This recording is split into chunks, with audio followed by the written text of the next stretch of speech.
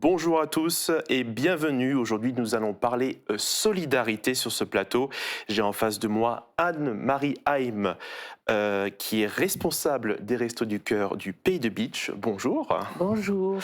Alors, en 1985, après l'appel de Coluche à la radio, les Restos du Cœur ont été créés et cela fait maintenant plus de 40 ans que la solidarité continue d'opérer.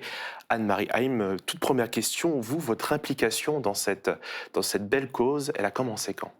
Oh, elle a commencé il y a bien plus que 5 ans.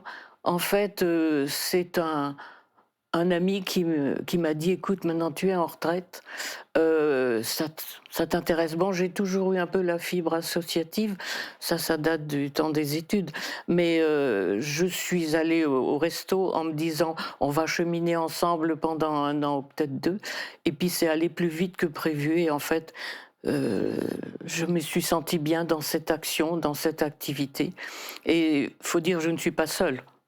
Donc Il y a plein de bénévoles avec vous, plein de évidemment. bénévoles qui nous accompagnent. Et à Beach, du coup, qui a lancé cette initiative? Je crois que c'est Marianne Eulinger qui a lancé l'initiative Oui, à Beach. effectivement, et donc à Beach, on fonctionne effectivement depuis 40 ans. On n'est pas venu, mais un peu partout, c'est vrai, c'est allé très vite. Et en fait, on a été beaucoup aidés par l'armée qui, à l'époque, mais moi, à l'époque, je n'y étais pas, mais je le sais, qui a beaucoup aidé pour la logistique. Et c'est pour ça que les restos ont, j'allais dire, ont finalement mis le dépôt pour nos 11 autres centres, Sarreguemines, Frémin, Forbach, enfin tous ces centres, venaient s'approvisionner au dépôt de Bitche. C'est pas du tout intuitif, mais c'était historique, j'allais dire. Mais maintenant, tout a été regroupé à Metz pour une raison de bonne organisation. Et pour vous, alors 40 ans, c'est long déjà. Est-ce que c'est important pour vous que cette solidarité continue d'exister?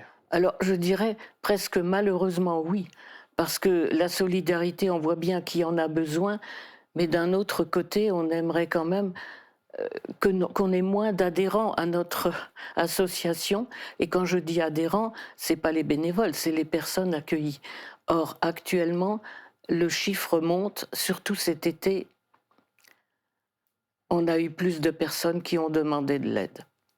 Et justement, si on s'attarde sur la dernière campagne par rapport aux dons et aux personnes qui sont venues vous voir, quel est le bilan? Alors la dernière campagne, du côté des personnes accueillies, j'allais dire, on a progressé, c'est donc un peu ce que je regrette. Du côté des dons, je pense que c'est un peu lié à la conjoncture actuelle. Les dons ont quand même fortement diminué.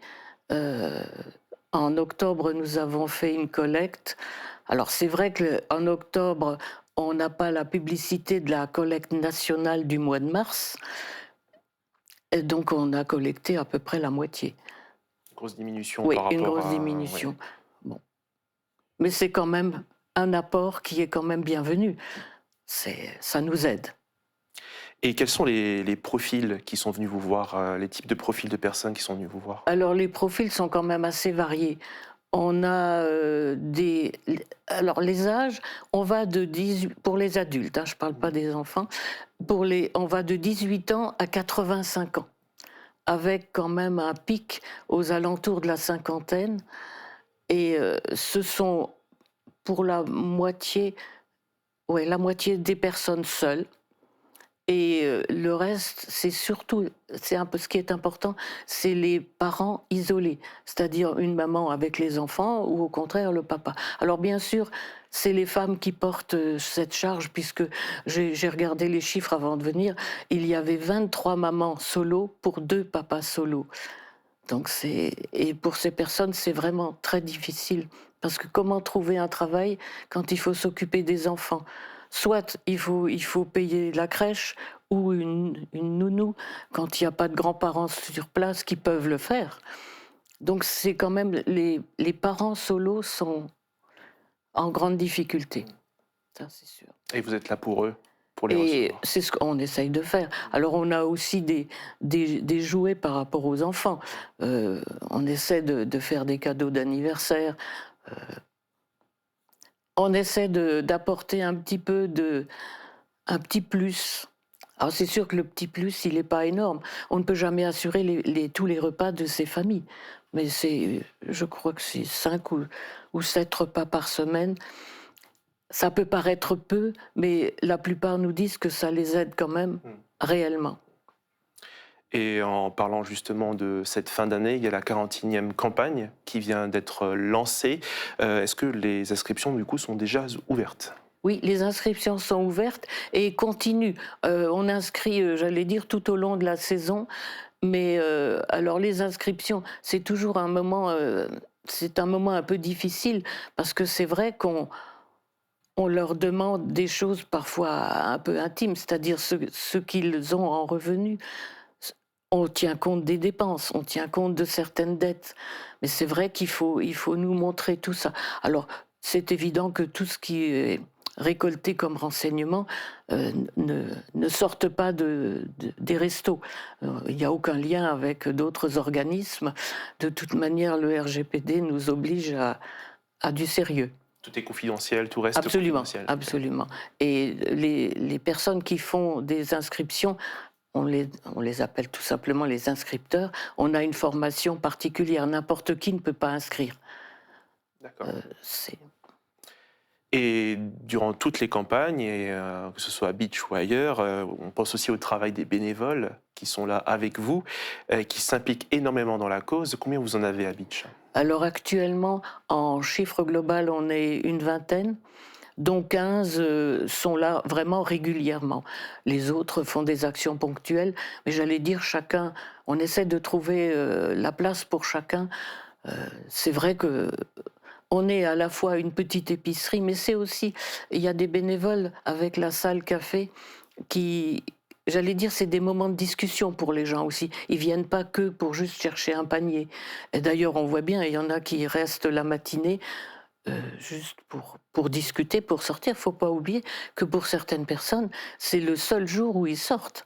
À la limite pour aller chez le médecin et faire quelques courses complémentaires, mais c'est parfois le seul jour où ils voient quelqu'un d'autre. Pour avoir un contact, pour Un contact, discuter, oui, c'est ça ça. c'est surtout pour les personnes âgées. Hein. Mais bon, on est là, ils savent qu'on est là. Et l'antenne de Beach, à part donc l'alimentaire, est une grande partie de vos Ah oui. activités. Quelles sont les autres activités que vous faites? Alors les autres, on a donc le vestiaire.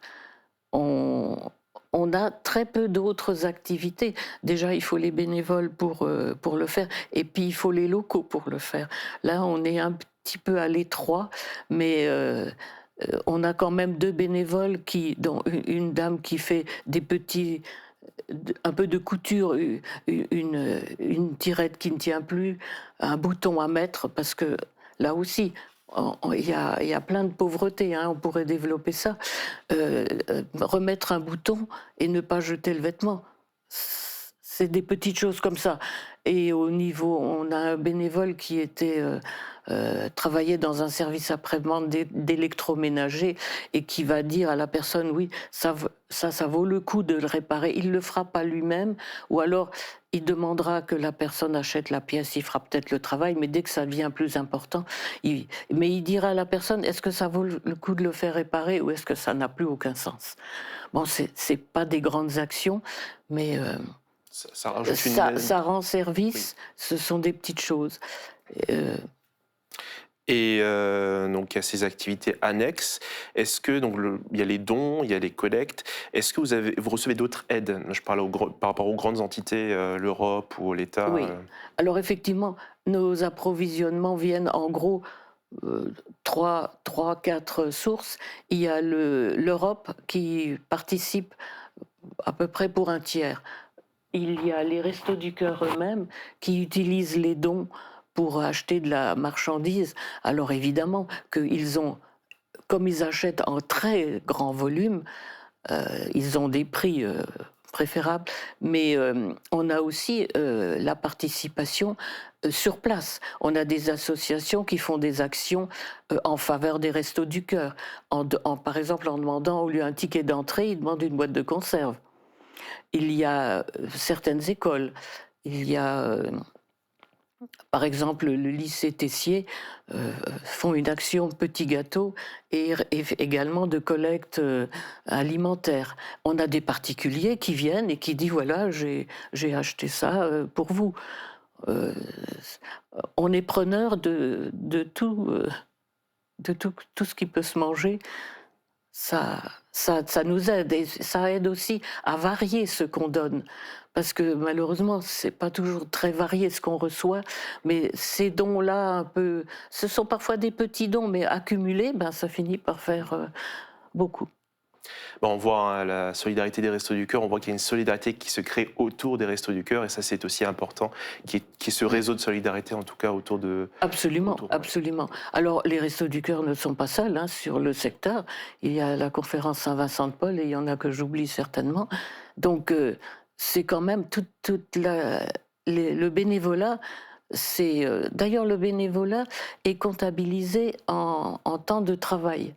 Parce que pour que les restos puissent faire des demandes de subventions, surtout à l'Europe ou ailleurs, il faut qu'ils présentent un dossier. Alors là, je crois que tous les présidents d'associations savent ce que c'est que présenter un dossier de demande de subvention. Bon, ce n'est pas nous à Beach qui le faisons, c'est fait au niveau, c'est Forbach qui est le siège pour pas le Grand Est, pour Moselle-Est. Mais il faut leur donner des chiffres. Ça, c'est incontournable.